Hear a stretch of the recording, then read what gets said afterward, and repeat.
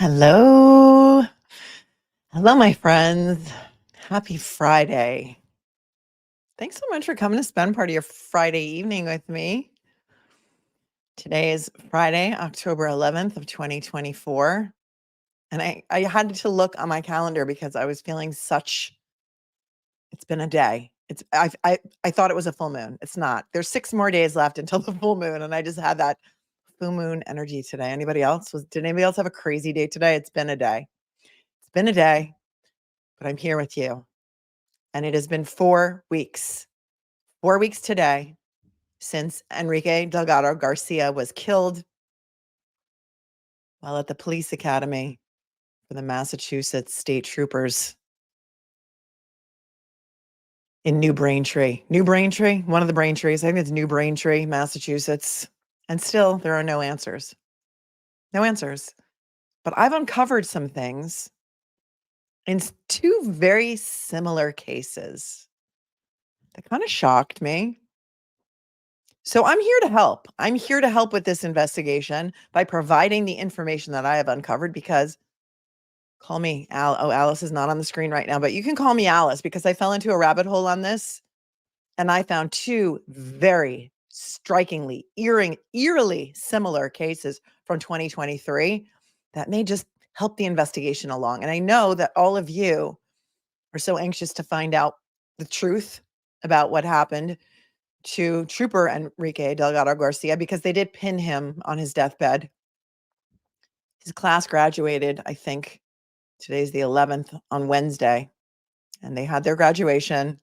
They did a moment of silence for him. Some people did not feel that it was enough. We're going to look at some footage of that. We're going to look at some footage regarding some things that have popped up since the last time I covered this case with you. And I think all of us can agree that we just want justice for Enrique. It's horrifying what happened to him.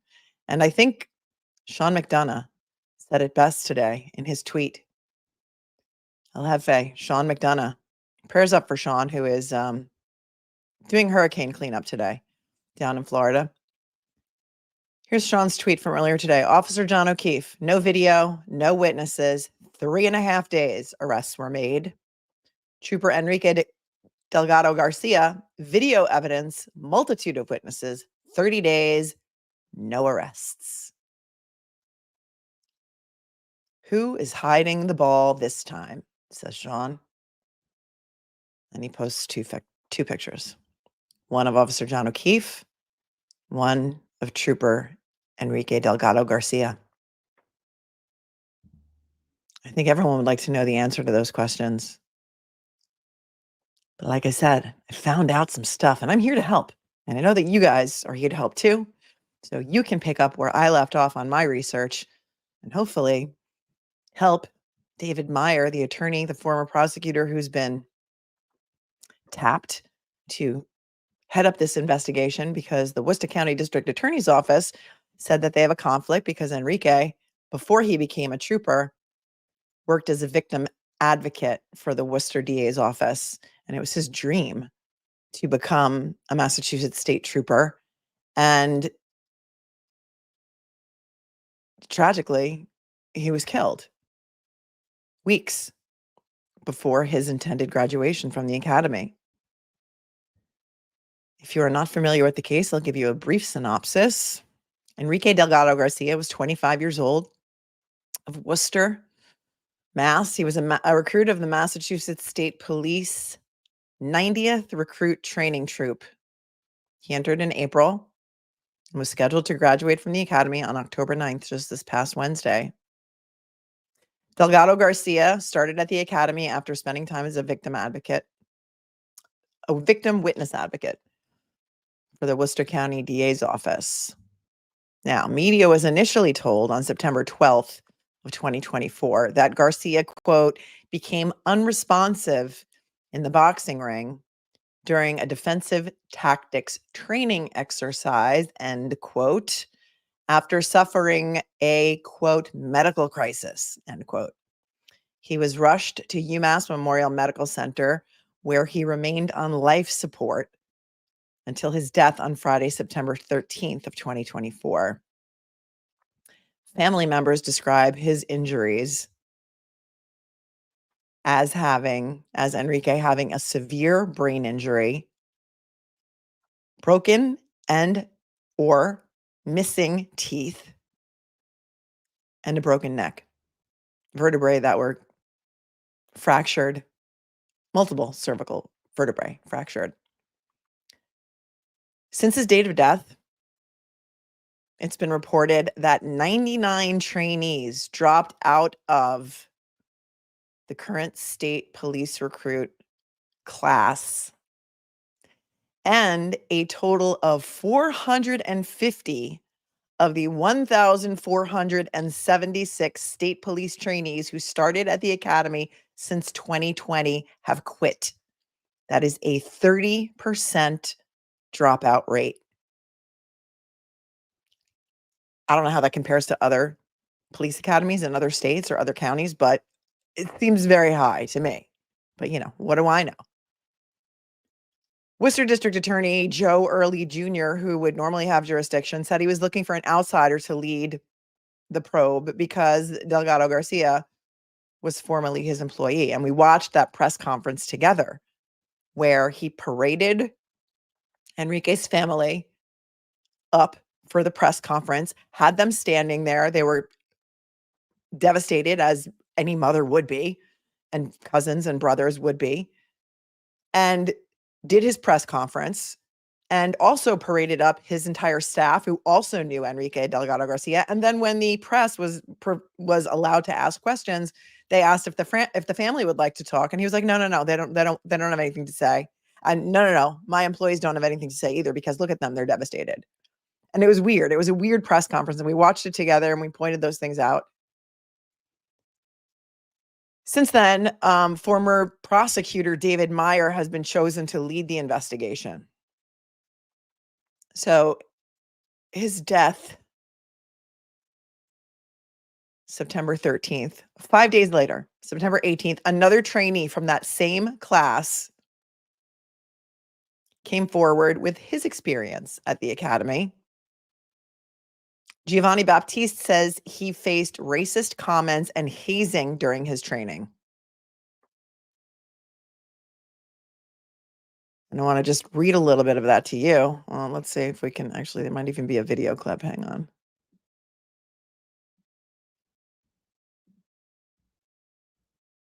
This is as reported by WCVB Channel 5.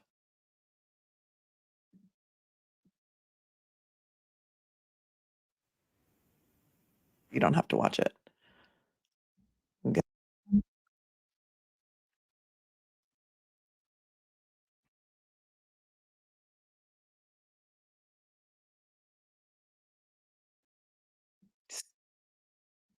Okay, here we go.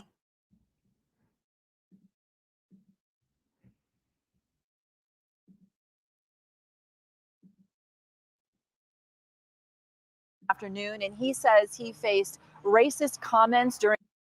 Take it back to one.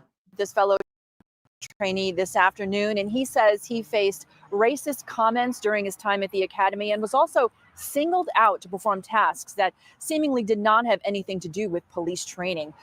Giovanni John Baptiste spent 18 weeks at the State Police Academy in New Braintree before being dismissed in August. The Army reservist says he believed his experience with the military prepared him for what might come at the academy, but he says he was not prepared for racist comments, including being told repeatedly to go home to Haiti. Baptiste says 16-hour days were followed by tasks at night, like counting bricks in a wall. He describes another incident that he claims no one else had to perform. Listen to this. Sweep my floor, sweep my floor. I said, okay, sir, I'm going to sweep it. And I tried to get him up. He said, no, not with a mop. You're going to sweep my floor with your clothes. I said, okay, my clothes. And I tried to take off my shirt, my t-shirt, to sweep the floor. He said, no, you're not going to sweep the floor like that. You're going to be in your stomach and you're going to crawl in the floor. You're going to be on your stomach and you're going to crawl on the floor and you're going to sweep the floor with your clothes.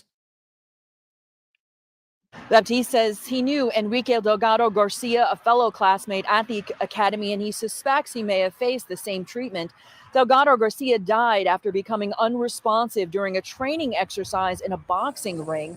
The autopsy report is not yet finalized, and an investigation into his death is underway. As for Baptiste, the state police say they vehemently deny these allegations and do not tolerate discrimination or hazing. The state police say that privacy laws prevent them from releasing any details about the trainee's dismissal. Live in Framingham, Sarah Conji, WCVB News Center 5. They're really concerned about the privacy laws, so they can't tell anybody why he was dismissed. He was dismissed in August. And let me give you just a little bit more information on there that is in the article, but was not in that actual clip.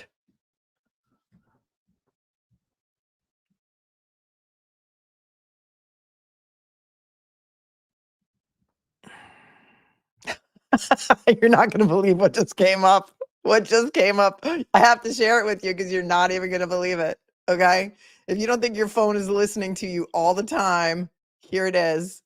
Here it is. And we're going to watch this commercial because we are going to support this company, because if you know, you know. Here it is.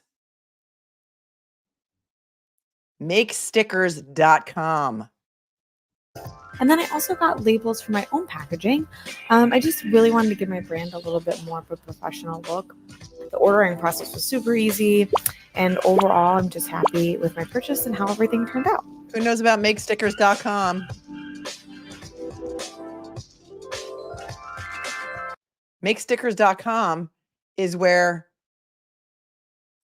Rich, the guy who's being prosecuted for putting rubber ducks around town with stickers on them, that's where he bought his stickers, remember? And then the Massachusetts State Police, or Canton PD, or whoever the hell it was that was investigating that case, got a subpoena for makestickers.com because they did a trash pull at Rich Schiffer's house.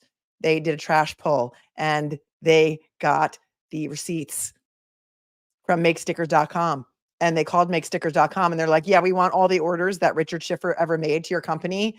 And they put the owner on the phone. His name is Adam. And Adam said, yeah, get a warrant. Yeah, we duck and know. We duck and know. Thank you, Yuri's math teacher, for gifting 5 memberships. You are amazing. You're amazing. And to the 5 of you who received those memberships randomly from YouTube, welcome.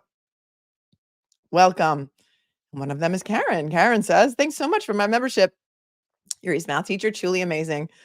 Thanks a million. Love from Dublin. Hello to Dublin. It's late for you. It's late for you over there. How funny is that? Makestickers.com pops up. No such thing as bad publicity. But you know what else, Jazia? Adam is not going to give you up without a warrant. And then they came back and they wanted more because there were more stickers purchased and they wanted, and then he said, nope, get another warrant. Come back with a warrant. Amen, says Mother Oates. Yep. Yep. And that is crazy. So this Giovanni Jean-Baptiste, I want to say Jean-Baptiste. It's not Jean-Baptiste. It's Giovanni Baptiste. There is a Jean-Baptiste. I know him too. He's a singer. But anyway, he was an Army reservist and he spent 18 weeks at the academy before being dismissed this past August. He was in the same 90th RTC as Enrique. He said he thought his military experience prepared him for the academy, but he was not ready for the racist comments he encountered. He was told to go home to Haiti, like we just saw in that piece. He said that he endured 16-hour days. So this is the same. He's in the same class as Enrique. He's giving us an insight as to what Enrique and the rest of his 185 classmates who just graduated this past Wednesday endured. 16-hour days followed by tasks at night, such as counting bricks in a wall. He said another time he was singled out to perform a demeaning task. Sweep my floor, Baptiste said. Okay, sir, I will sweep. And I tried to get a mop. They said, no, not with the mop. You're going to sweep my floor with your clothes. I said, okay, clothes. And I tried to take off my shirt. He said, no, you're not going to sweep the floor like that.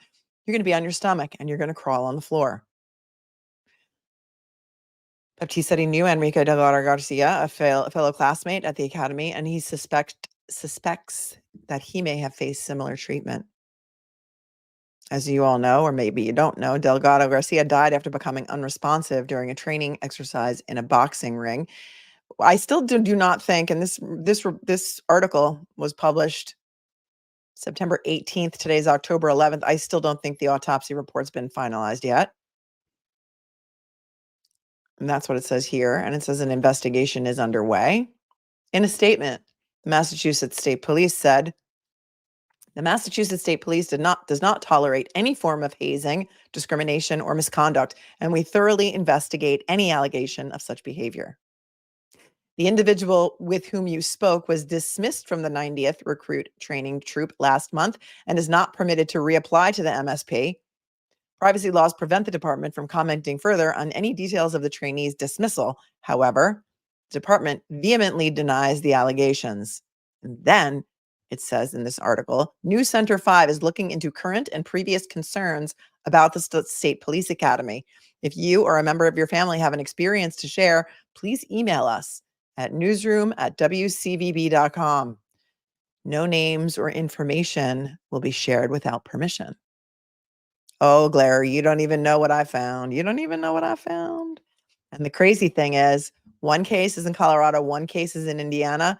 And in both cases, the police academies are blaming the same thing for what happened. Wait till I tell you what the thing is that they're blaming. And if it comes out that Enrique Delgado-Garcia's cause of death or manner of death was this specific thing that I'm going to tell you about, color me Aaron, you might even think that it's even true what you just said. Where's my notes? Here we go. So on the 20th of September, the ACLU made a statement that they want to get involved in this case, Enrique Delgado-Garcia's case. And here's a little piece on that from CBS Boston. And they're going to talk about some other things that have happened at this police academy that you may or may not know about in the past. It's not the first time they've had some sort of controversy at the police academy. Here we go. Tonight, 3 state senators from Worcester are calling on the state attorney general to appoint a special investigator to look into the death of Enrique Delgado-Garcia. And at the same time, the ACLU wants federal authorities to get involved in the case. The I-Team was the first to report that Delgado-Garcia, a recruit at the academy, was critically injured in a boxing exercise. And WBZ chief investigator Cheryl Fiandaca has been digging into the recent troubling history at that training facility. No one was injured during what was called the slip and slide at the State Police Academy in 2021. The recruit hijinks was just silly shenanigans. But the I-Team found state police training has a darker history involving allegations of hazing and harassment. In 2005, an investigation found an instructor pushed recruits' heads into toilet bowls as punishment. An investigation is underway at the Massachusetts. Toilet bowls. Heads into toilet bowls is this high school or is this the police academy or is this fraternity? Like, what is this? Massachusetts State Police Academy. And in 2022, 20 recruits suffered serious burns on their hands after instructors had them bear crawl on hot pavement. Huh. Just last week, 25-year-old recruit Enrique Delgado-Garcia died after I-Team sources say he was injured during a boxing exercise. The Worcester County District Attorney promised an outside investigation, but it has been 7 days and no independent agency has been publicly named to take Now it's been 28 days. This was when it was only 7 days. over the case. And in the wake of Delgado's death, a former classmate came forward, alleging discrimination and humiliation at the academy. All of that sparking concern by the ACLU about the lack of oversight of the state police. The ACLU is calling on the federal authorities to urgently step in and initiate a federal investigation into his death and the surrounding circumstances. Against the backdrop of Mr. Delgado-Garcia's death, there are also serious questions that are being raised about whether there's a pattern and practice of discrimination or other systemic illegality at the Massachusetts State Police Academy. Our state really needs to think about how these kinds of allegations of misconduct that involve the Massachusetts State Police are going to be investigated, because every state actor, including law enforcement, requires oversight. The Massachusetts State Police tells the I-Team no troopers, instructors, or supervisors have been transferred or placed on leave from the academy. The FBI says it does not confirm or deny investigations. WBZ News. Cheryl, thank you. The FBI doesn't confirm or deny investigations. Okay, well, that's interesting. So it's not the first time. Probably, who knows if it'll be the last time, but on the 24th of September, it was announced that David Meyer, who is a former prosecutor, has been chosen by Joe Early, Worcester County DA. It was up to him to pick who he was going to choose to lead this investigation into Enrique Delgado-Garcia's death. And here's a little piece from Boston 10, which is going to give us a little more information about David Meyer. And there's also some interesting commentary in here, so I thought I'd play this for you as well.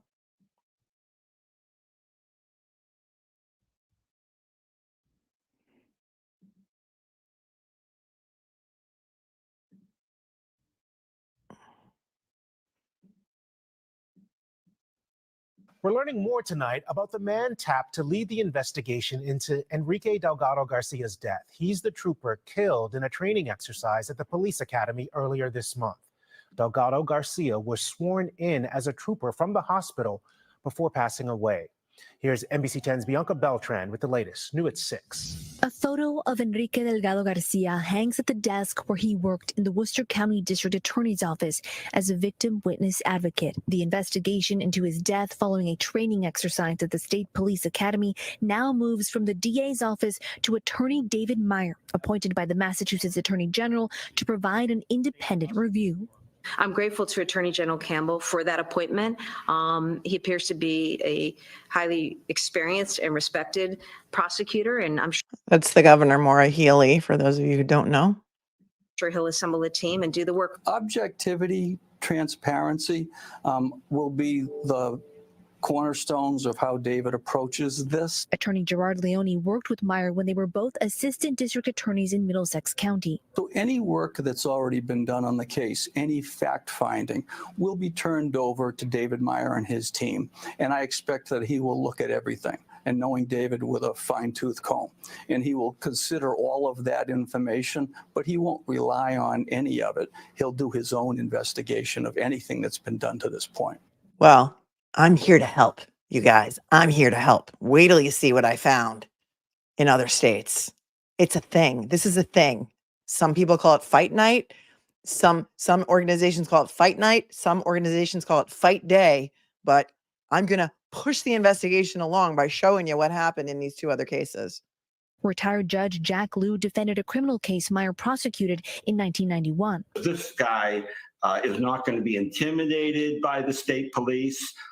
They may rightfully be a little intimidated by him. The biggest challenge will be how critical he is willing to be of the Mass State Police.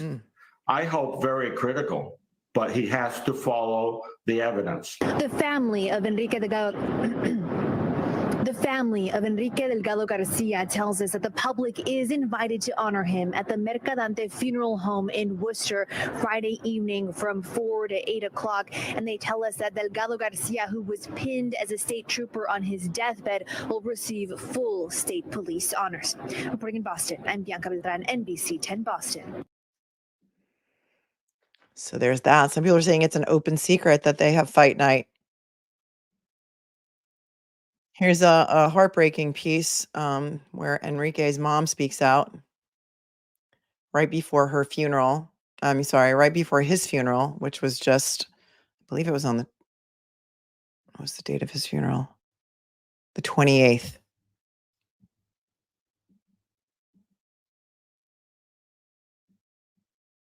To an NBC 10 exclusive, the family of State Trooper Enrique Delgado-Garcia is speaking ahead of the 25-year-old's funeral service.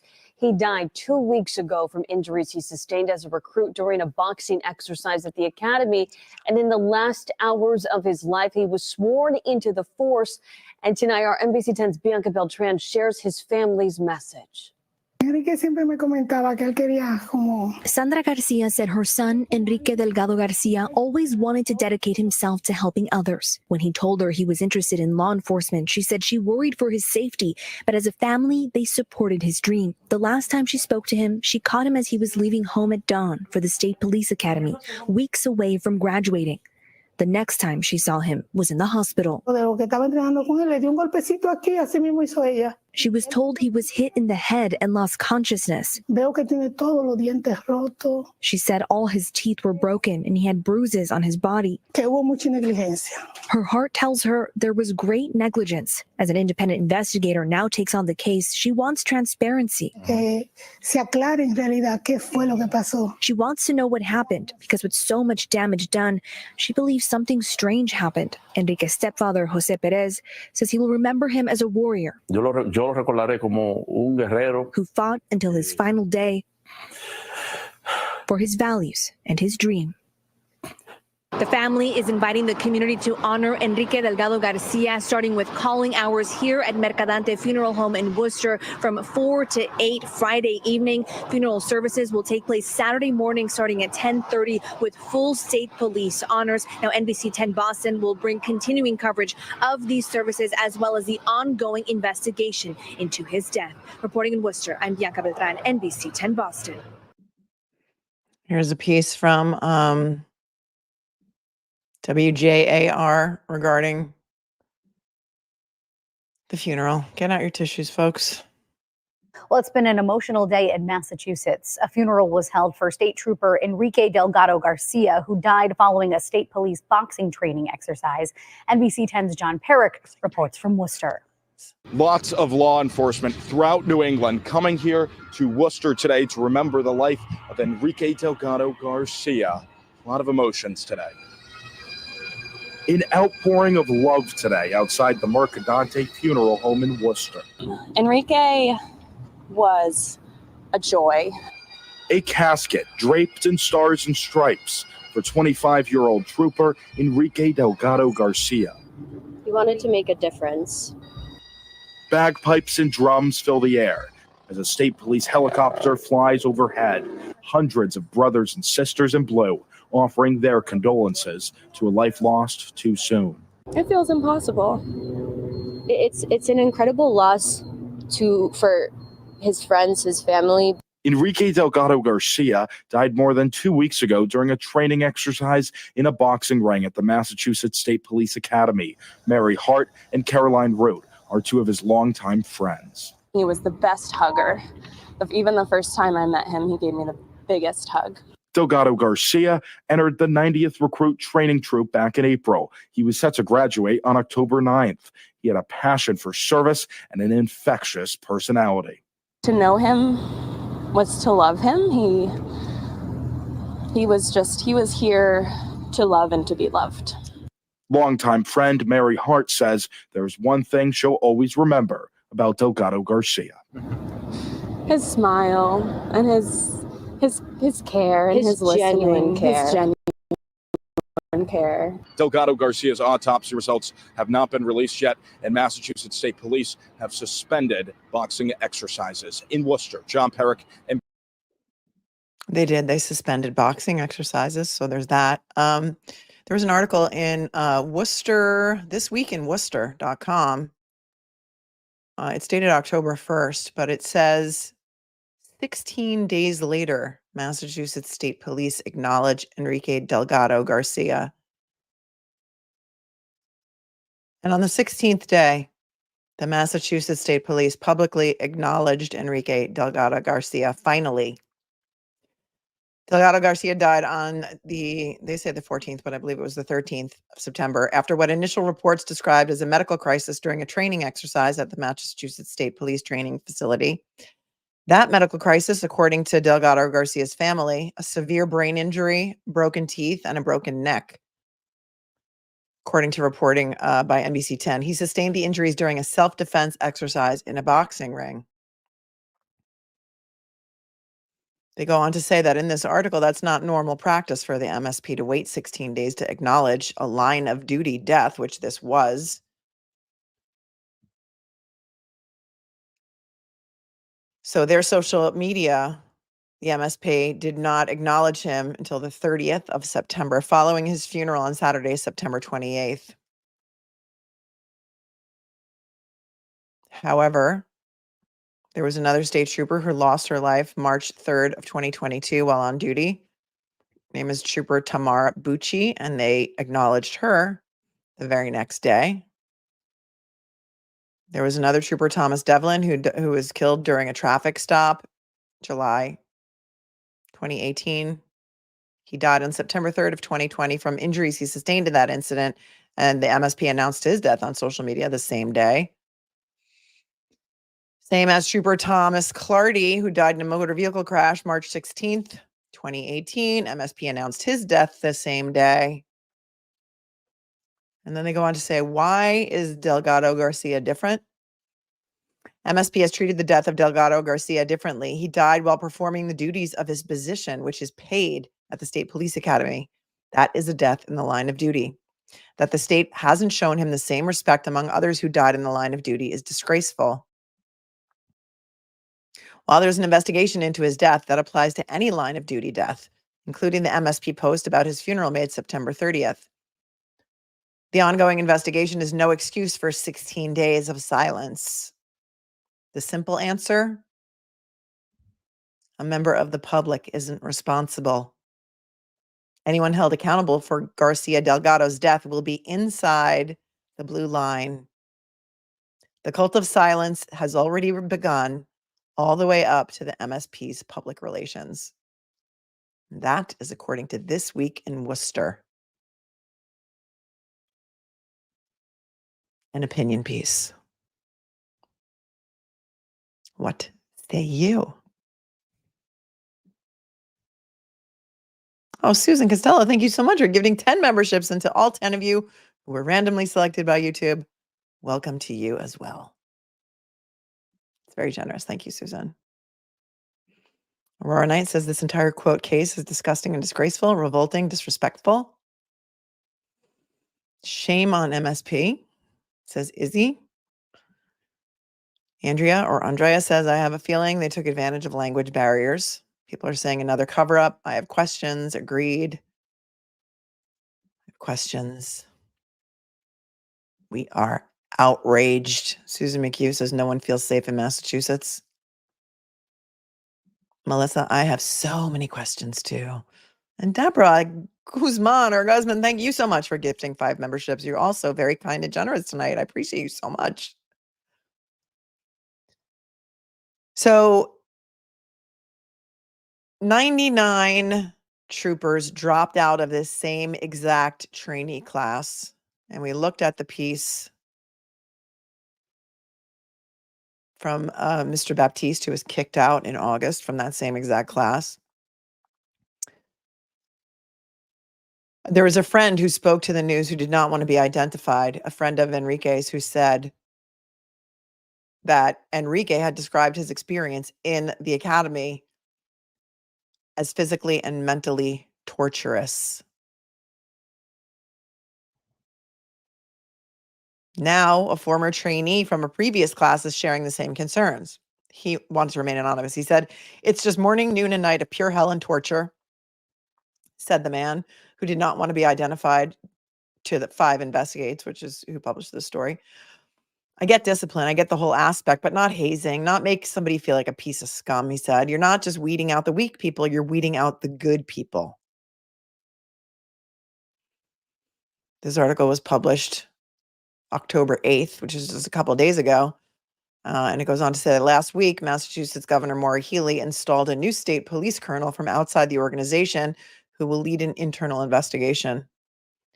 An independent investigation is already underway. The trainee who spoke to 5 Investigates says he's frustrated that government leaders are only now taking concerns about the academy more seriously. Quote, for all of us that have left before and we've witnessed the things that go on there, it had to come to this point for a recruit to die and now everybody to kind of rally, he said. I hate to say it, but I don't think anything's going to change. It's a tradition thing. It's just the way it is.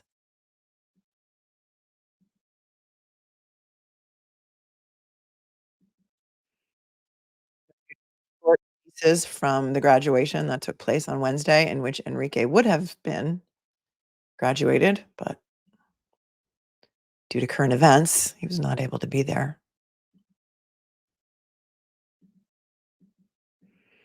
And then we'll take a look. There was a protest outside as well. There were people protesting outside the graduation. Family members and other people showing support for the family. The Massachusetts State Police celebrated its 90th recruit training troop graduation today, and it paid tribute to the trooper who did not make it. Enrique Delgado-Garcia was expected to graduate before he died in a training exercise at the academy. Prior to the academy, I worked at the Worcester DA's office as a victim witness advocate. That's him. This is Enrique. I'm going to take it back a second so you can watch if you're not looking at the screen. Academy.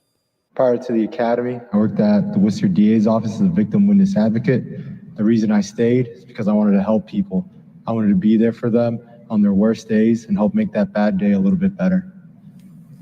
Now that's Delgado-Garcia in a video played during today's ceremony. Delgado-Garcia died last month from injuries he sustained during a boxing exercise. The state police have phased out that exercise. The attorney general has hired a veteran attorney to investigate what happened there.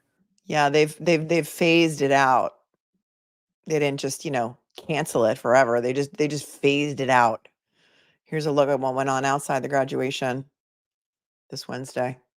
Good afternoon. The graduation ceremony is happening right now inside the DCU Center. But here outside, as you said, there is a protest happening. We count about 70 people here. Trooper Enrique Delgado-Garcia was a member of the 90th Recruit Training Troop. He died last month following a boxing exercise at the State Police Academy in New Braintree. An independent investigation is underway, as is an internal investigation. Moments ago, we heard from one of Trooper Delgado-Garcia's cousins. I want justice. I want to see the person responsible for it. To me personally, I think this graduation shouldn't be happening with the investigation still going on. You know what I mean? Because it's not right.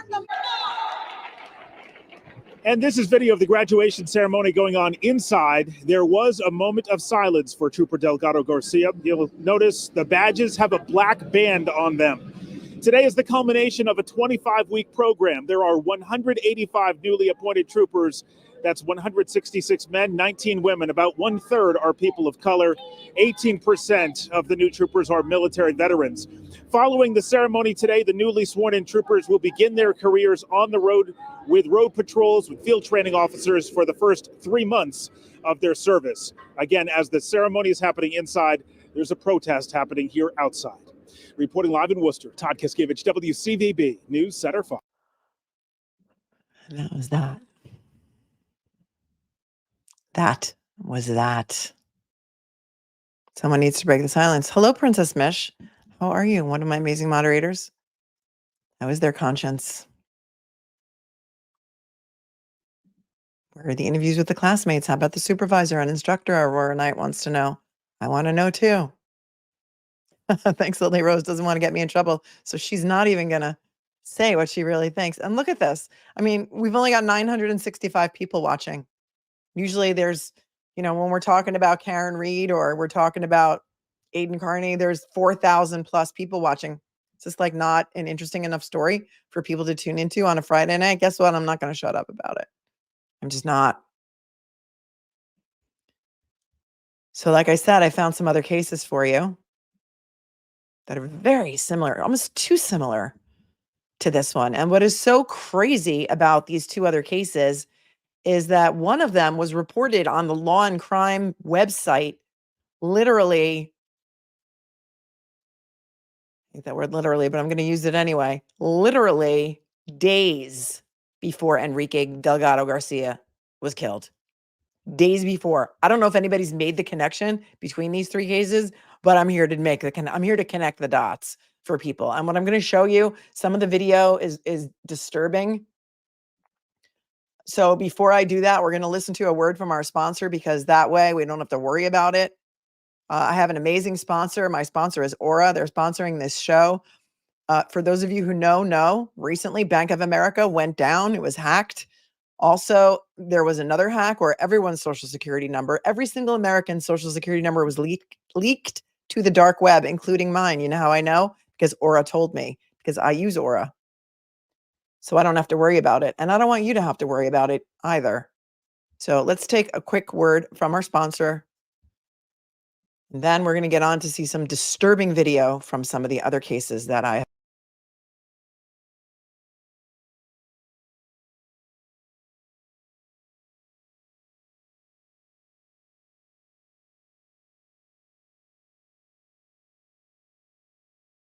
Today's video is sponsored by Aura, and it's a really important time to be talking about them because hackers may have stolen the social security numbers of every American. Over 2.9 billion records were stolen from national public data, which offers personal information to employers, private investigators, staffing agencies, and others doing background checks. These stolen records include a person's full name, address, date of birth, social security number, and phone number, along with alternate names and birth date. And members of this hacker group have reportedly released this information on the dark web for free. I don't know if you've ever had your identity stolen, but I've had clients who've had their identity stolen. And not only is it a major hassle, but oftentimes before you find out, it's too late. The damage can take years to undo, and it's a hassle that you definitely do not want to deal with. So if you haven't been taking precautions before with your personal information online, this should be a huge wake-up call. You've never been more vulnerable online than you are right now. But I'm not too worried about it because I use Aura. Aura alerts me if they find my phone number, my email, my social security number, or any other personal information on the dark web. They're going to let me know fast if anyone tries to use this information to access my credit or bank accounts. They give me up to $5 million in identity theft insurance should the worst case scenario happen. They also provide a bunch of other features to keep you safe online, all inside one app. And you can go to my link at www.aura.com/Melanie Little to try it for free for 14 days. That'll be enough time for Aura to find out if any of your personal information or data has been exposed. I highly recommend you do this right now because not only is national public data not going to do anything to help you, they probably aren't even going to face any repercussions for this breach. I'm not leaving myself and my family vulnerable to data breaches. And if you don't want to either, you want to go to my link, www.aura.com/Melanie Little, to try 2 weeks for free. You can thank me later. You can thank me later. Okay. So the first horrific case that I found that has to do with Fight Day. They called it Fight Day in Denver. Also known, it was also called in the media, a barbaric hazing ritual. On January 6th of 2023, Victor Moses, 28-year-old, was a police recruit at the Denver Police Academy. Victor Moses never became a police officer.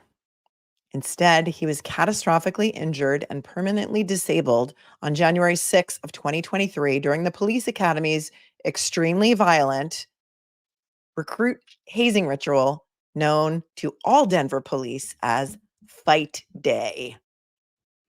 Law and Crime reported on this just this past August, believe it or not. And it's surprising to me if anybody has seen any connection made between Enrique Delgado-Garcia and these two articles from Law and Crime that literally happened within a month of his death. Please let me know because I haven't seen it.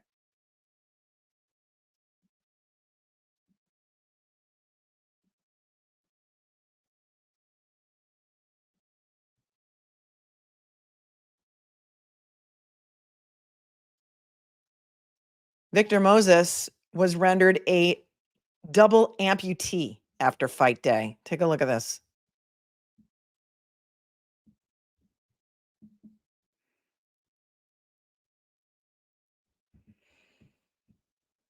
The article on Long Crime says it was all taken away. Police recruit had both legs amputated after barbaric hazing ritual known as Fight Day, according to the lawsuit. So the lawsuit wasn't filed until August 2nd of 2024, and that's when this hit the news. Or, the mainstream media crime news that we all watch or listen to. This was just reported. Here's some photos of Victor Moses undergoing this fight on Fight Day in Denver. And it goes on to say, a former Denver Police Department recruit had his legs amputated after severe injuries he suffered in a barbaric hazing ritual known as Fight Day at the police academy last year, his lawsuit alleges. Victor Moses, 29, suffered permanent physical and mental pain that has left him learning to walk again with prosthetics and requires someone to help him dress, shower, and use the toilet, the lawsuit filed on Tuesday said. I have the lawsuit. It's 68 pages. If anybody's interested, we can go through it another day, but it's graphic. It's extremely hard to find the will to keep living, he said in court papers. Saying my life has been ruined is a complete understatement. I had everything going for me in life and it was all taken away. I've had many thoughts of not wanting to live. The lawsuit, which seeks an undisclosed amount, names the city and county of Denver, 7 technicians and 4 officers from the Denver Police Department, and 2 Denver Health and Hospital Authority paramedics. The Denver Police Department and Denver Health declined to comment, citing pending litigation, the Associated Press reported. Quote, safety and well-being is a top priority for Denver Health and its paramedics, the hospital said in a statement. A media representative from the city attorney's office for the city and county of Denver did not immediately respond to a request for comment from Law and Crime. Moses was hurt when he ran the gauntlet on, quote, Fight Day, end quote, at the city's police academy on January 6th of 2023. The event purportedly is set up to provide police arrest and seizure training, but in reality, it has become a barbaric hazing ritual, court documents said. In the 4-stage event, Denver police recruits must endure extreme exertion while being subjected to a series of violent assaults, the lawsuit says. Each recruit must complete all 4 stations before they can become a police officer. Moses completed Station 1 fatigued, but went on to Station 2, the baton endurance drill. In this stage, recruits are attacked by staff members wielding 2-by-2-foot padded bags, court documents said. Moses was hit and knocked down multiple times by very aggressive officers, the lawsuit said. At one point, an officer hit Moses so hard that he drove him off a large mat, causing him to fall over and slam his head onto the hard tile floor, court documents said. Despite that, Moses continued even after collapsing multiple times and losing consciousness, the lawsuit alleges.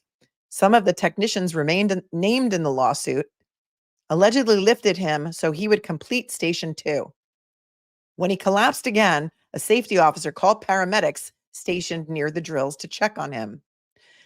Quote, paramedic defendants saw that Mr. Moses was unable to even stand up or freely move even after he again briefly regained consciousness in their presence, court documents said. Moses was described by staff to post inspectors as having spaghetti legs and unable to get up. Moses, who has sickle cell trait, or SCT, told paramedics he was extremely fatigued and experiencing extreme leg cramping, a well-known danger sign for people with SCT, as military and police training protocols widely recognized, the court document said. Despite the danger signs, paramedics cleared him to keep fighting. Officers tried to get Moses to his feet to walk to Station 3, but he still could not stand. Victor Moses was unable to meaningfully participate in the Station 3 drill, in which a trained officer mounts the recruit, and the recruit is supposed to try and break free, the lawsuit said. One of the trainers began ground fighting and wrestling with Moses, hitting him in the head several times. At about 30 seconds into Station 3, while that officer was putting his body weight and pressure on him, Moses gasped, I can't breathe. He, quote, became limp, end quote, and unresponsive and was taken to the hospital, according to the lawsuit. At the hospital, unconscious and near death, the paramedics and officers who were with Moses lied to doctors about how he got hurt. the lawsuit alleges. In response to repeated questions by the emergency medical team about Mr. Moses's injuries and the cause, Denver police officials and paramedics repeatedly falsely stated that Moses had not experienced direct trauma, the lawsuit alleges. Moses was in the hospital for 4 months. He underwent numerous surgical and medical procedures, court documents said. Both of his legs were amputated just below the knee. The lawsuit describes his new struggle with prostheses that often cause him to bleed when he uses them, requiring him to endure the daily risk of infection and further amputation, the lawsuit said. The pain he has consistently experienced is truly incomprehensible, requiring daily high doses of pain and other medications, court documents said. His attorney, John Holland, told the AP that Fight Day encourages Denver police to engage in brutality and to be indifferent to the injuries they inflict. If this had been a football game or a boxing match, the head injury and losses of consciousness would have ended any continued participation of fighting immediately, he told the Wire service. Well, maybe not in Massachusetts, in my opinion.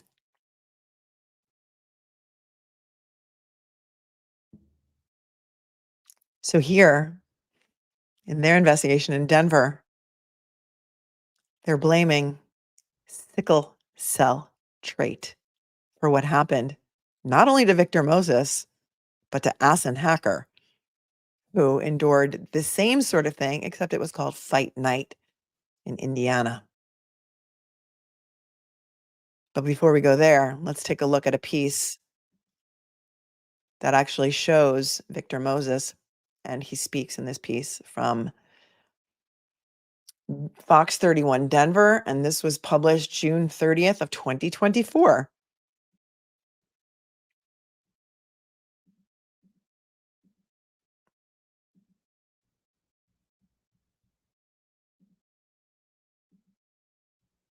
Oh, as a side note, did anybody see the Northern Lights last night? We didn't get to see them here very well, but some of you, one of my mods sent me a really cool picture. All right, here we go. A young Denver police recruit is now a double amputee, saying he was the victim of a barbaric hazing ritual at the academy. He's now suing the city, police department, and Denver Health, sharing his story with Fox 31's Talia Cunningham.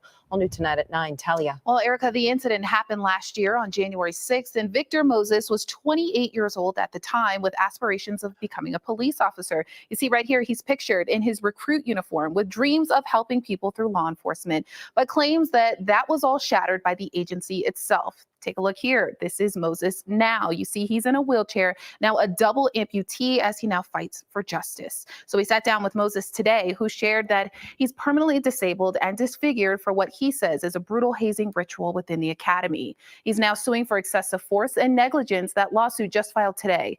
It details what's known as, quote, Fight Day within the academy, which is training that involves a series of real-life drills, including things like arrests and self-defense. All recruits must participate. It's like, this is the thing. All recruits must participate. It's like, this is the thing. Become a police officer. However, on that day, on January 6th, Moses alleges that he was repeatedly and violently knocked to the ground so hard at one time that his head slammed into the tile. At times, he lost consciousness and was pressured to continue, although he was showing clear signs of distress. At one point, the lawsuit also states that paramedics checked him out and he couldn't stand up on his own. His blood pressure was dangerously low and his legs were cramping up. But training officers still continued to straddle him as he lay unresponsive. You see it there. So for that day, everything to go just completely south and to be brutalized and assaulted in such a barbaric manner was just something unsuspecting. And everything happened so quickly that next thing you know, you're on the ground, and then you can't breathe at one point. Now, Moses has the trait for sickle cell disease, which he claims was fully disclosed on his application and told to paramedics on scene. The lawsuit also states that repeated physical abuse triggered that blood disorder, creating several adverse effects, which recruits failed to properly address on scene. Moses spent 4 months in the hospital, had to undergo several intense surgeries, ultimately leading to his legs being amputated. I've always wanted to help people, And I feel like instead of weeping and crying and being in this continuous pain that I've had since waking up somewhere in January in the hospital, I want to advocate for people not only as now being handed this life as a double amputee, but I also want to advocate for other recruits. That complaint states there's a history and culture of excessive force surrounding this fight day, with other recruits suffering things like a torn ACL, broken bones, and much more. We did reach out to. So other recruits were also injured on that day. Broken bones, torn ACL, and much more. Same day as this young man became a double amputee. Somebody said if he had sickle cell, would most likely rule him out. No, you just have to disclose it allegedly. Well, in this case, in Denver, Victor did disclose it. I don't know. You're going to see the next case. The next case, they blame that as well and call it a natural death. But I'll show you some video from that fight night. To Denver police, but they say they cannot comment on pending litigation. Yeah, so that's nice, right? So that lawsuit is pending. And then they refer to it as a state-sponsored hazing event. On March 2nd of 2023, Hassan Hacker, 33 years old, father of 4 children,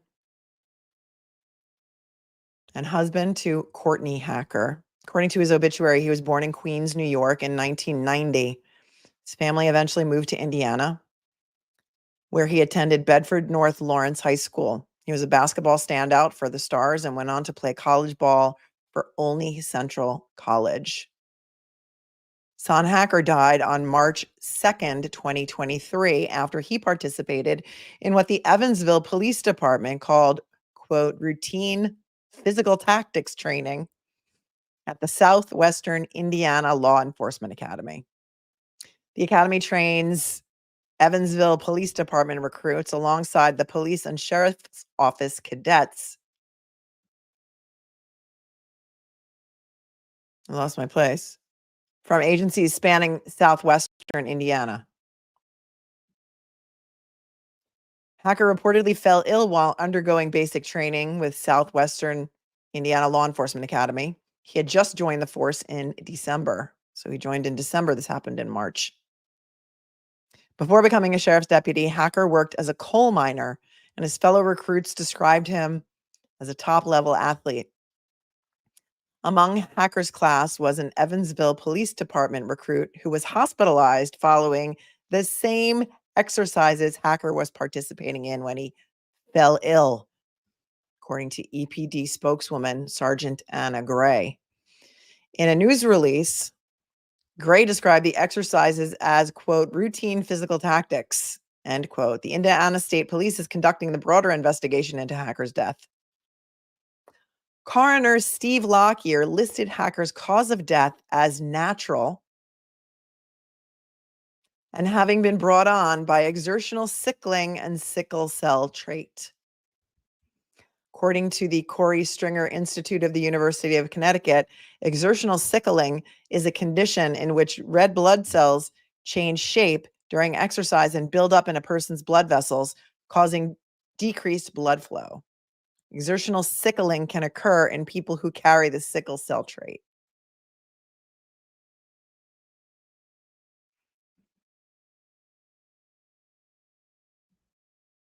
Wouldn't it be interesting if they blame sickle cell for Enrique Delgado-Garcia's death?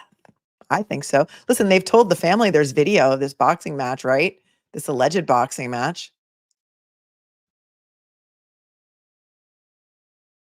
Here's an article from the,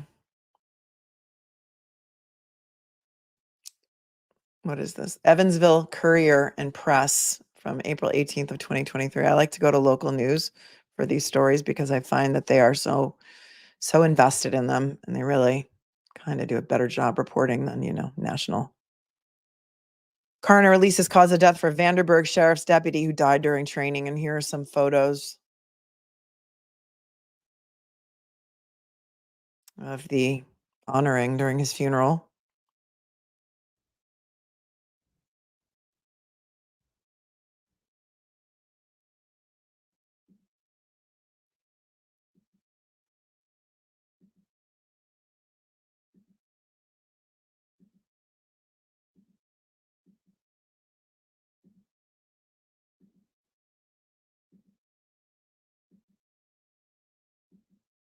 Imagine, manner of death, natural.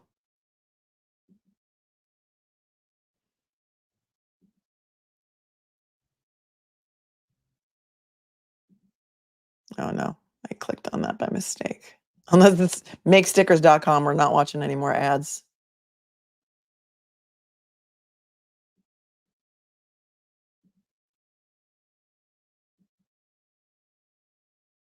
Oh, that's terrible. Sad picture.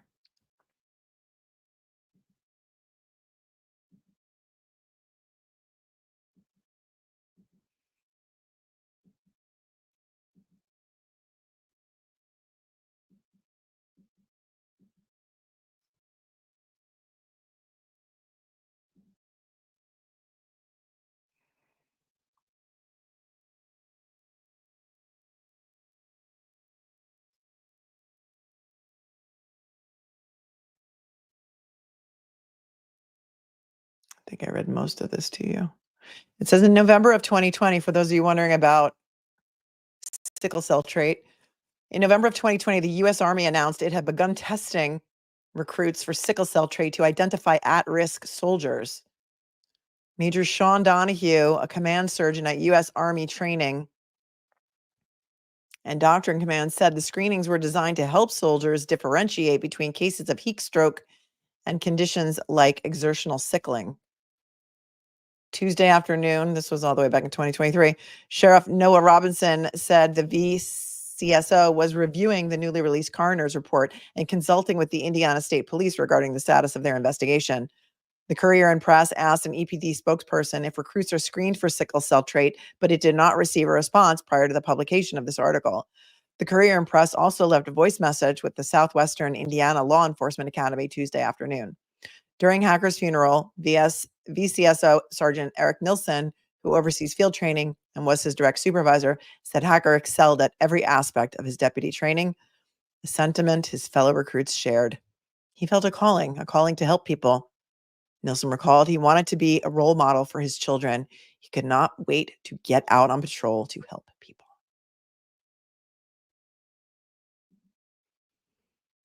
And yet, just like in Enrique Delgado-Garcia's case, there's video. At least we're told there's video of Enrique Delgado-Garcia. I want to trigger warn you because this is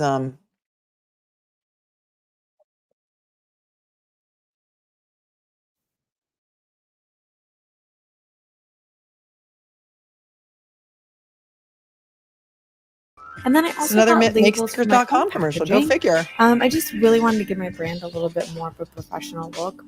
The ordering process was super easy. Video tonight shows the It says video released of deputy hacker in training connected to his death. I'm going to put a trigger warning up because this is disturbing for those of you who don't like watching like UFC type stuff. Yeah, sickle cell does not cause broken teeth. Thanks, Rick. I agree. But, you know, is it going to be like a contributing factor? I don't know. It just made me curious. Just made me curious that both of these cases, on one in Denver, one in Indiana, both using sickle cell trait as an excuse.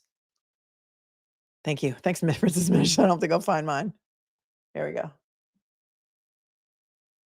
This is, let me see, when was this? Well, we'll go back after to see when the video was released.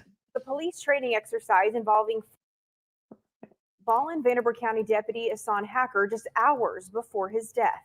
Now, the training known as the Big Fight is the subject of a wrongful death lawsuit filed by Hacker's widow. Jordan Yaney has been looking through that lawsuit and the video today. Now, before he joins us, we do want to warn you that some viewers may find this video disturbing. Oh. It was known as the Big Fight. There's Asan Hacker. There's his picture in the back. February 13, 1990 to March 2nd, 2023. Rob Brienne, the wrongful death lawsuit filed by his widow, claims that in this exercise, Hacker's 14th Amendment rights were violated and ultimately led to his death. Now, the Big Fight is a mandatory training exercise for all law enforcement trainees in Southwest Indiana. We're told it's meant to test trainees on their ability to hold their own if they were to get into a real fight while on the job. Well, we obtained the video of the fight to see for ourselves what happened during that exercise and compare it to the claims of the lawsuit. Officer Van Fleet says go. Hassan Hacker, Vanderbilt County. March 2nd, 2023, Vanderbilt County Deputy Hassan Hacker was one of 60 SWILIA trainees to step into the ring for an exercise known as the Big Fight. Free. Following his participation in the Big Fight, Hacker was taken to the hospital where he died a few hours later. His cause of death was ruled to be exertional sickling due to a sickle cell trait. Take him.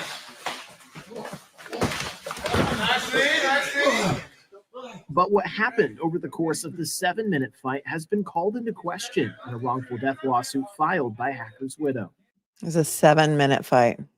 Hacker was paired up with Major Michael Fisher from the Knox County Sheriff's Office. The suit says Fisher, who was much larger and more trained than Hacker, choked, strangled, punched, kicked, and body slammed him during the fight.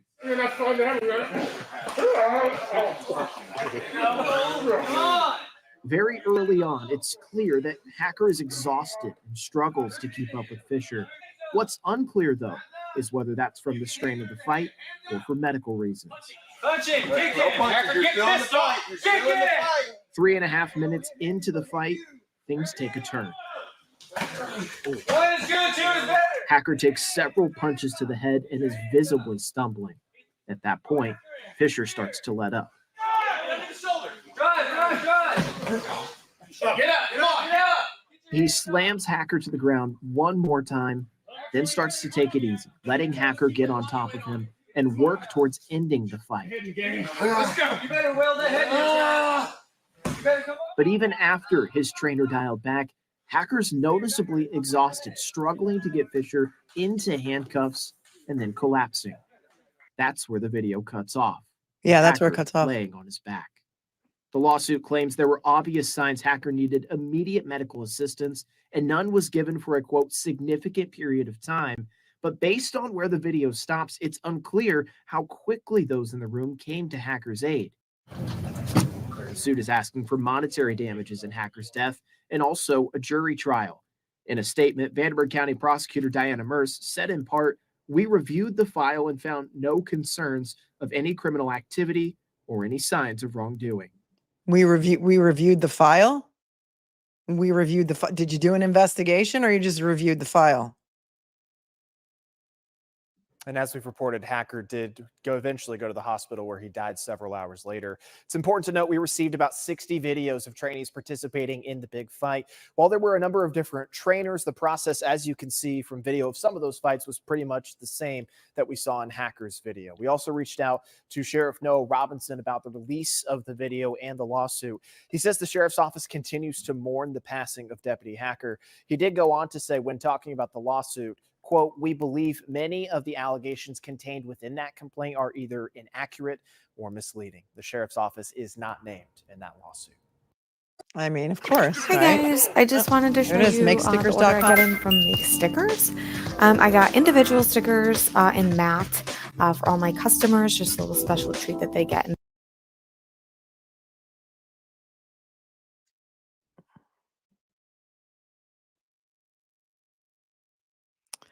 This article, coincidentally, was published on the Law and Crime website September 11th of 2024, 2 days before the death of Enrique Delgado-Garcia.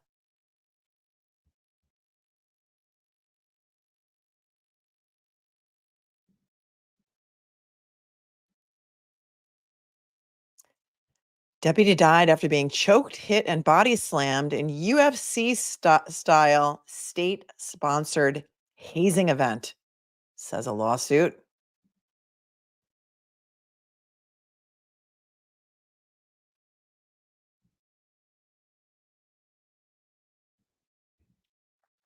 An Indiana deputy died after being choked, hit, and body slammed by a training officer in an Ultimate Fighting Championship-style state-sponsored hazing event, the deputy's widow alleges in a new lawsuit. Vanderburgh County Sheriff's Office Deputy Asen Hacker died in 2023 during Southwest Indiana Law Enforcement Academy, also known as SWILEA, cadet training, which is referred to as the Big Fight, according to the lawsuit filed by Hacker's widow, Courtney Hacker. The lawsuit, which names the Evansville Police Department, the city, SWILEA, and 2 training instructors, seeks an amount to be determined at trial. Representatives from the Evansville Police Department declined to comment, citing department policy surrounding pending litigation, the Evansville Courier and Press reported. A representative from SWILEA also declined to comment when reached by Law and Crime. The Vanderburgh County Sheriff's Office said in a statement that the office continues to mourn this tragic loss and untimely passing of Deputy Asen Hacker. While the Sheriff's Office is not a named party in the lawsuit filed by Deputy Hacker's estate, we are closely monitoring the developments in this case, the statement said. We believe many of the allegations contained within the complaint are either inaccurate or misleading. Hacker, who worked as a coal miner before joining the Sheriff's Office in December 2022, was required to undergo the training like all other cadets, according to the complaint that outlines the allegations leading to his death. On March 2nd of 2023, Hacker was among other cadets participating in the department's mandatory training program for male recruits called the Big Fight, set up in a fighting circle similar to that of mixed martial arts or UFC-style fight at Club Bushido, a martial arts training center in Evansville, Indiana. Each cadet was paired with a veteran police officer for their fight. Hacker was paired in his Big Fight with a substantially larger instructor, the lawsuit said. The fight was filmed and spectators looked on as the instructor proceeded to choke, strangle, hit, punch, kick, and body slam Hacker, the lawsuit alleges. The trainer impeded Hacker's ability to breathe multiple times using physical tactics that would be deemed as excessive or an excessive use of force by department standards, court documents said. A second instructor, acting as a coach, was supposed to stop the fight after 5 minutes, but didn't stop the fight and instead encouraged the fight to continue, the lawsuit alleges, adding that the fight lasted more than 7 minutes. When it was over, Hacker lay motionless on the floor. Despite obvious signs that Hacker needed immediate medical assistance, no meaningful assistance was provided to Hacker for a significant period of time, court documents said. What does that remind you of? I think it's also been reported that they didn't call 911 for Enrique right away either. Maybe they even brought him to the hospital themselves. Hacker struggled to breathe and his medical condition worsened, the lawsuit said. Hacker was finally taken to the hospital after several more fights between cadets and instructors took place. He was declared dead at 4:03 p.m. The coroner listed Hacker's cause of death as exertional sickling due to sickle cell trait, the Courier and Press reported. The lawsuit called the instructor's conduct willful and wanton and/or criminally reckless.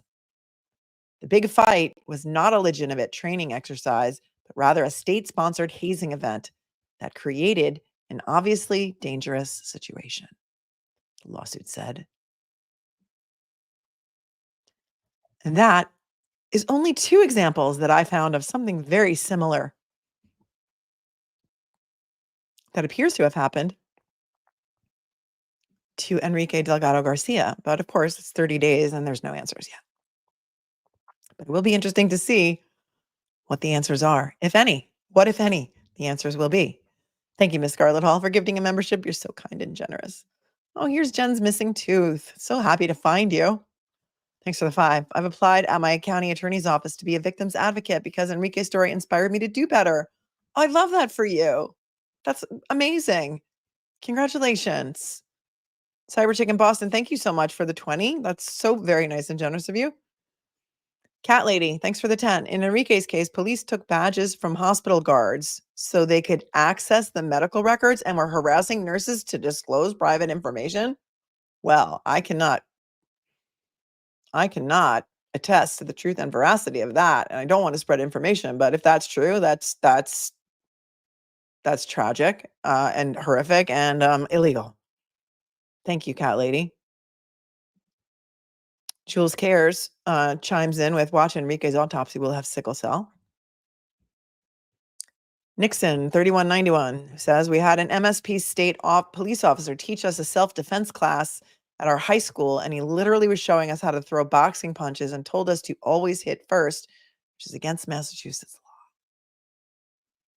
Great thing to be teaching the high school kids. Petty Paralegal gifted 10 memberships. Wow, there's so many gifted memberships tonight. You guys are so amazing. Thank you so much. I really appreciate that. Black Witter, thanks for being a member for 2 months and giving us a heart. Cat Lady, thanks for the 5. Justice for Enrique Delgado-Garcia is a YouTube channel started by a family member. That is right. That is right. So if you are not subscribed to that, go check it out.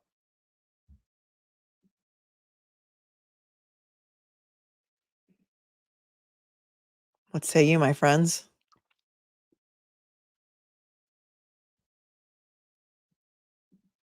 There was another video. Where's that other video that there was some video that I found. I can't find it right now. I had everything in one document, like all linked.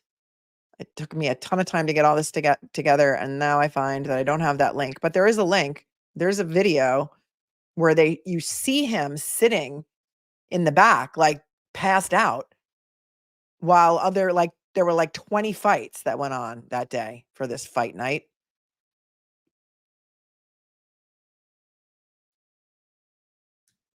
At least, I think, 20 fights. And it was like on the schedule. Like it's something that, I don't know, is it something that they can't talk about unless they kill you? You know, we'll tell you, but then we'll have to kill you kind of thing. Somebody put in the comments before that Sean and maybe Nurse Kim had reported on that fight night was a thing at MSP and it just was never talked about. Apparently it's a thing in a lot of other places. Andrew says, thanks for shining the light. I can hardly breathe after these other cases, but OMG, this needs to be known. Yeah. Tim Harris says, no one should die in training. What's the point? Sharon's outraged for all these victims. Hi, Mozzie. Mozzie the Aussie. In Australia, there's no difference between training for male and female trainees. We all do the same training and have to pass the exact same physical tests. Boxing is ridiculous to use for police. I mean, and you saw that fight, right? Sharon McHugh says no one knew about these fight nights being savagery. I mean, it's been reported also, Sean reported, I think, that he spoke with the family, and besides the broken neck, the broken and missing teeth, the I think there were fractures to his skull, or definitely there was brain injury, and he went into the hospital on life support, never came off life support. That he may have also had a broken leg. Sounds like UFC style fighting to me, and I don't even know that much about UFC fighting. I know some of my male counterparts who are reporting on this do, so maybe they can weigh in on it.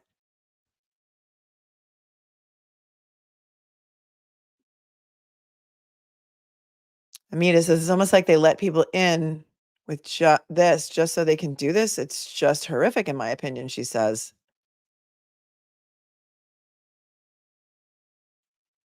I mean, is this necessary training for police officers? I mean, that's what, the other side of this is going to say. They got to learn how to fight. They got to learn how, you can be attacked by a perp at any time. But Mayor says, I don't think enough has been put out there to garner the mass attention, but I think much, much more should be put out there because this is just as important as any other case.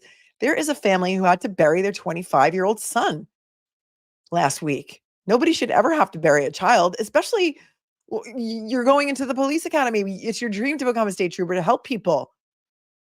And you die during this routine training. They didn't even say it was, they said he had a medical crisis or something, a medical situation during a routine training exercise. I mean, what kind of people do they want in this position? Why did 1/3 of them drop out since 2020? It's giving me a twitch. I'm getting a twitch.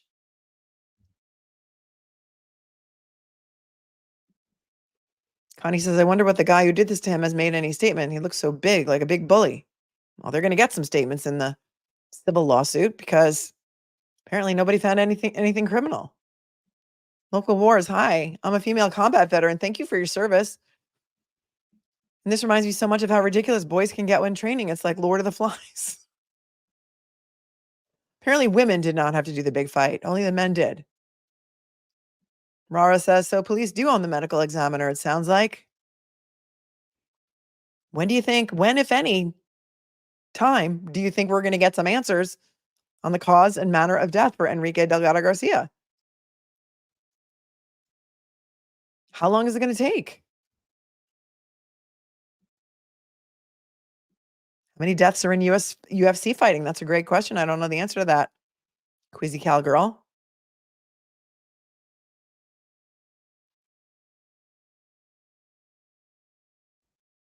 It's crazy.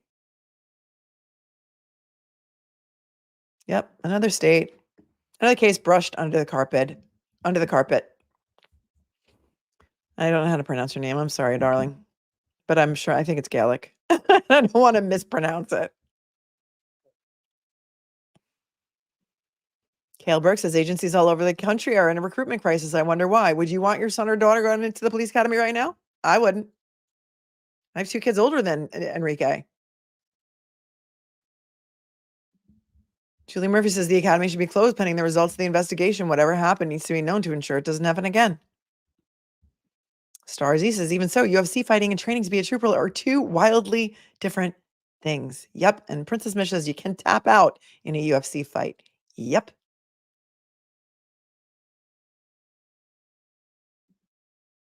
Lisa, just Lisa, says, if, and I say that skeptically, it were a medical emergency, wouldn't these trained first responders act appropriately and quickly to help, not allow him to lay there while they continue other fights? It's a great point.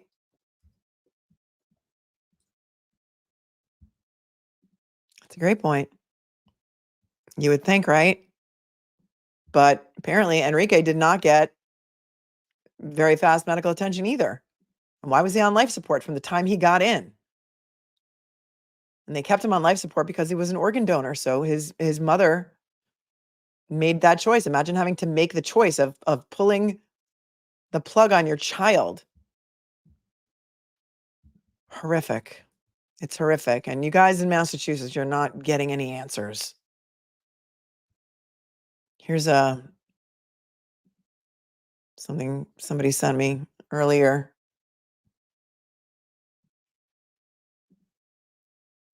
That Enrique's troop number 5303 is part of the 90th Recruit Training Center's troop banner, which will be displayed at the Massachusetts State Police Academy. The troop chose courage and compassion as the phrase that defines their story. Courage and compassion. Where's the courage? Where's the courage for anybody who saw what happened here? Any of these other recruits who were training? Where's the courage to stand up and say what happened? Just because that's the way it's always been doesn't mean that's the way it has to be. Thanks, old snarky. That's right. Answers have left the chat in Massachusetts. Thank you, Liz. Thank you, Liz. Yep, crickets in mass. Debbie's like, OMG, what? Thank you, Princess Mish. May he rest in peace and get the justice due to him. You ain't kidding. Thank you so much to the anonymous person who sent me 3 matcha lattes. I appreciate you so very much. Who says, thanks for all the case info. I'm here to help, my friends. I'm here to help. If I can help speed up this investigation a little bit, or if the family has any civil attorneys that are going to pursue a case, there's some more info for them to research, because this apparently seems to be a nationwide problem, not just in Massachusetts, nationwide. And those are just 2 examples that I found in my quick deep dive into that. Yep. Linda, give me a break. A banner. Where's the courage? Great point. Thanks, Local Wars, for becoming a new member. Appreciate you. Well, my friends, thank you so much for coming to join me tonight. Thank the moderators for keeping this a classy place to be. Let's go over some stuff tomorrow. Let me know what you would like to talk about tomorrow. If you want to talk about Sarah Boone's letters, if you want to talk about I think there's an appeal. There's appeal papers that were filed on the Maya Kowalski case. I haven't looked at them though. I don't know how long they are. They did call this a line of duty death. Yep, because he was in training. So yeah. They pinned him before he died. Matcha is tea. It's green tea. Matcha latte. It's green tea. You can find it sometimes. Starbucks has it, and Dunkin' Donuts has it. Dunkin'. I mean, look. Tim says, "Thanks, mods. Thanks, chat." Tim says he is a man. I don't believe in this type of training. Yep. You want the Sarah's lettuce? Sheriff's in Kentucky. I did the sheriff in Kentucky. There's nothing new yet, unless you saw something new. I mean, I saw Vinny did a whole show last night about nothing. It was about the sheriff in Kentucky, but there was nothing to report. It was like an hour and a half of nothing. And I'm in a competition with him. And I'm a couple thousand subscribers behind him. I'm almost at 70,000, you guys. We are less than 500 from 70,000. So please just smash that subscribe button. It's totally free, and it really helps the channel. It really helps the channel. Just like it is if you would sign up for a free trial of Aura. That would be a great way to help the channel too. So that would be really, really nice of you. I think the sickle cell part isn't the cover up. It's the use of dangerous training that's riskier to minorities. I don't know. I don't know if they're using that as an excuse because they don't want to find any criminal conduct here. But listen, not that it's part of the cover up. They need a cause and manner of death. But was it really natural causes? I mean, was it really in the hacker's case? Was it really natural causes? You saw the beating he took. I don't know. Your mom, yeah. I guess there wasn't really anything new. There's nothing new yet. There's no court documents. There's nothing. Yeah, hit the subscribe. It's free. Yes, and double check. Thanks, Little Cupcake. Double check to make sure that you are still subscribed, because sometimes YouTube does this like weird thing where they unsubscribe you. Let's see how many. Well, we're at 69,520. We're less than 500 away from 70K. Sheriff's daughter's name was in the judge's phone. Is that correct? There's been no confirmation of that yet. Oh my gosh. Mozzie, I'm so sorry. As a mother who has lost a son, that's stupid. Swearing him in on his deathbed would disgust me. I'm so sorry, Mozzie. No, that should never happen to any mom. That is really, really traffic. Oh, Lori, Life 360, was that you? It just said someone sent you. But thank you. If that was you, thank you so much. It just says thank you. It says someone. Then it says thank you for all the case info. Bought me 3 matcha lattes. Was that you? A little while ago? Thanks, Lori. Live 360 for the win. Love you. Nope. Sickle cell does not cause a broken neck. It sure doesn't. Seashells wants to know who was the cop that broke Enrique's neck, and will that ever be released? Well, allegedly there's video of it, right? Where's the video? Thanks, Linda Mitchell. I appreciate you. Matthew, love you, buddy, but you can't put the F word in the chat because YouTube has an AI program that will go through my chat and they'll ding it for curse words like that. But I hear what you're saying. It's totally ducked. It's totally ducked, as we'll say in Massachusetts. Ducked. Thanks, mods, for keeping the chat classy tonight. It wasn't that busy, so hopefully everybody was good and behaved and did not. Yeah, video, like Karen Reed running over John O'Keefe. Exactly. Exactly. Right. CPU mod. Hello, my dear. CPU mod 1 says, I wish someone would stand up and tell the truth. It's just insane here. Yeah. It's insane. This whole exercise is deadly, says Julia. Use the duck. That's right. We have a duck emoji for members here. Never get the real story, sadly, says Danny Thomas, who actually has a ducky, a rubber ducky, as his profile picture. No dinging me. Please don't ding me. Thanks, you guys. I appreciate you so very much. You are the greatest. Of course, we have the greatest chat on YouTube. I will see you tomorrow, so make sure you have the bell set, because I don't know what I'm going to cover yet. But it's going to be fun no matter what it is, because we always have fun here, even though tonight was not a fun topic at all. But I just thought that maybe the information that I found would help Enrique's family, his lawyers, the investigation that's being done, the internal investigation that's being done, maybe as such, something like that. Thanks, Solomon Landscaping, for the 5. I appreciate you so much. Best chat ever. As I say to end every stream, thank you, everyone. I love you all with all of my heart. Be cool, be kind, be classy. Not hard. Really, it is so not hard. See you tomorrow. Make sure you got your notification bell set.